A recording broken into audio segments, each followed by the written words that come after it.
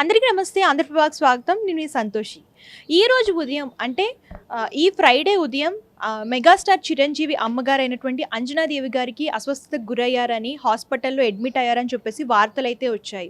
ఈ విషయం తెలియగానే విజయవాడ నుంచి పవన్ కళ్యాణ్ గారు అన్ని ప్రోగ్రామ్స్ క్యాన్సిల్ చేసుకొని హుటాహుటిన హైదరాబాద్కి బయలుదేరారని చెప్పారు.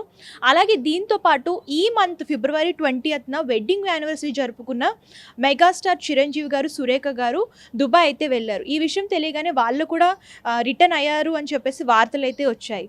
సో ఈ విషయం తెలియగానే ఫ్యాన్స్ కానివ్వండి, అభిమానులు కానివ్వండి, స్నేహితులు కానివ్వండి, బంధువులు కానివ్వండి, అందరూ కూడా చాలా టెన్షన్ పడ్డారు. ఆవిడకి ఏమవుతుంది, ఏంటి, ఎలా ఉన్నారు, ఏంటి అని చెప్పేసి.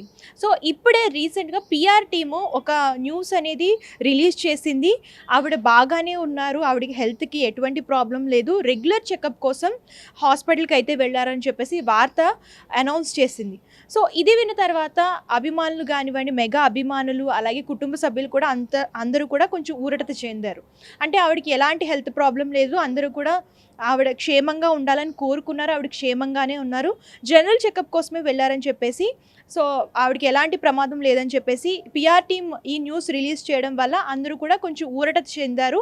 ఆవిడకైతే హెల్త్ బాగానే ఉంది, జస్ట్ రెగ్యులర్ చెకప్ కోసం వెళ్ళారని చెప్పేసి చెప్తున్నారు.